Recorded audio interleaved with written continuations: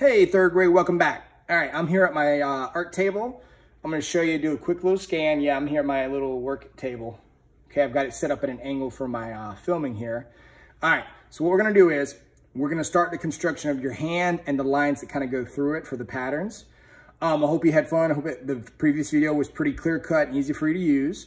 So I am gonna show those examples again, but this video is mainly gonna be the construction. I'm not gonna worry about the coloring, because I'm gonna turn you loose and I don't wanna prolong the video because I know a lot of stuff's going on.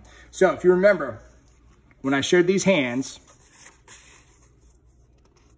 this is what we were working with, okay? Now, I cut one of these sheets, this same size sheet here into 4, and did 4 of them. If you wanna do that, go for it. Or you can cut the paper in half and do 1, or just do 2, or you could take up the whole thing like I'm gonna do right now. I'm gonna do the whole thing because it's bigger and you can see it better, but it's gonna be your choice. Be creative. All right, here we go. So, take my good old number 2 here. Now, draw lightly at first, okay? I'm gonna draw heavier so you can see it through the film, but right now, you draw lightly and then you're gonna go back and be able to trace. All right, so here we go. I'm gonna take my hand. I'm actually gonna slant my hand at an angle. You don't have to. Remember, I told you can go this way, diagonal, it's your choice. I'm gonna do diagonal. So I'm gonna put my hand down, and don't worry about speed. I'm going fast so I can give you plenty enough time to get through this video and then actually get some work going.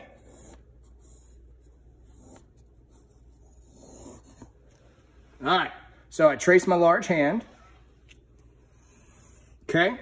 Now, for my lines, I think I'm gonna go opposite. I'm gonna start over here and do the round ones.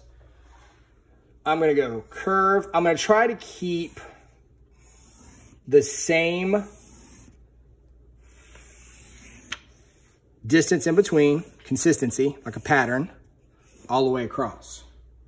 There are a million. I'm gonna go ahead. Actually, I'm gonna use my Sharpie to trace all this over so you can see it better. But there are a million ways that you can do this. Okay, so when we have that done, now when I told you, if you're doing the square ones, like it was on, let me go back to one of my previous ones. If you want to do one of the square ones like this one, if you have a ruler, you can make it look straight. If you don't have a ruler, it's okay. Do the best you can. Okay, so I'm going to take my Sharpie now. Let me grab that from my toolkit. And what I'm going to do is just trace. I love tracing with the Sharpie because it makes it pop out, create a little bit of contrast, and it can tell me where it breaks lines in between the coloring and the outlines. So I'm gonna go in here real quick.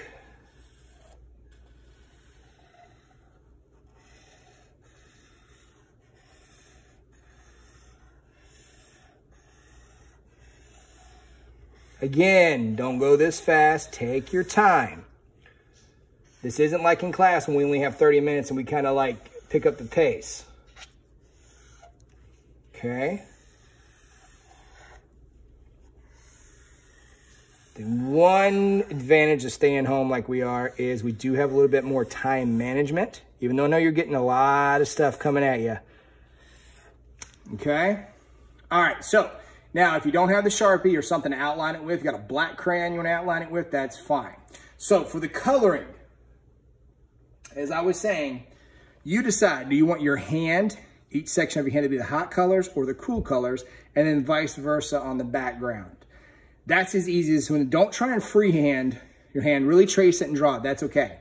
I want you to mainly pay more attention to the coloring aspect. And yes, I know you're in third, but if crayons is all you got right now handy, do not go out and get supplies, you're fine. Use the crayons, I'm okay with that. If you don't have any crayons, you don't have anything right now, then at least get this constructed and understand the difference between the hot colors and the cool colors.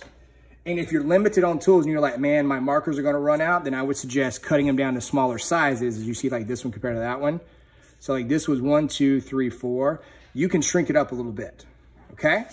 All right, guys, I'm gonna keep it short so you can get back to work and having some fun. Any questions, let me know through Edsby. When you're done, this one I'd like to at least see by next Friday.